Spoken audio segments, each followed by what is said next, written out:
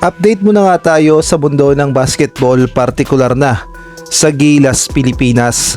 Mayroon ngang bagong Gilas prospect na talaga namang napakagaling at napakalakas, mala Allen Iverson na nagmula sa Pampanga. Sino kaya ito? At si Coach L.A. Tenorio nakapili na ng 5 batang Gilas para sa Batang Gilas Under 16 sa FIBA Asia Cup at gayon na rin sa Siaba. Ngunit bago yan, pakipindot naman ang like, subscribe at ang notification bell para updated ka sa lahat ng aking ina-upload. At kung gusto mong magpa-member sa aking channel ay pindutin mo lamang ang join at automatic ka na sa mga shoutout. Alam naman nating lahat na puspusan na ang ginagawang pag-iensayo ng mga batang Gilas prospect upang mapabilang sila sa Final 12 na pipiliin ni Coach L.A. Tenorio na isasabak una sa Siaba sa Mayo at gayon na rin sa Agosto naman ay ang FIBA Asia Cup Under 16.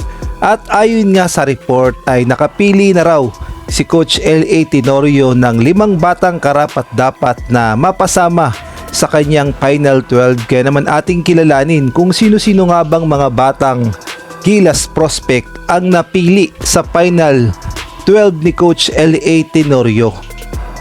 At unahin na nga natin ang Pilipino-Nigeria na si Samuel Esomshi na may height na 6'1", 14 years old. At si John Raven Restipicar, 15 years old na may height na 6'5". Goodluck Okebata, 15 years old, height 6'3", isa ring Pilipino-Nigerian. Freedom Okafor, 15 years old, height 6'1", at isa ring Pilipino-Nigerian. At ang panghuli, walang iba kundi si Anuele Cabanyero na may height na 5'11" at 14 years old. At sila nga ang 5 batang Gilas Pilipinas na lalaban sa Under 16.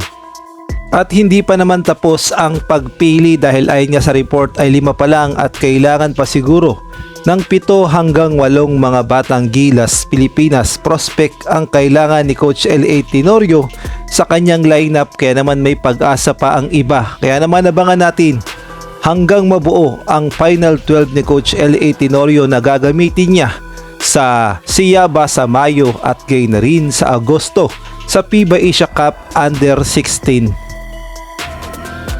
Samantalang isang batang Gilas prospect naman ang unti-unting gumagawa ng pangalan at nakikilala na sa larangan ng basketball dahil sa kanyang galing at gayon na rin sa kanyang mga highlights sa paglalaro ng basketball. At ang tinutukoy nga walang iba kundi itong si Kenji Moral o Kenji Chogchog Moral na nagmula sa Bacolor, Pampanga. At sa sobrang galing niya ay napakaraming university ang nagkaka-interes at nagbibigay ng offer sa kanya.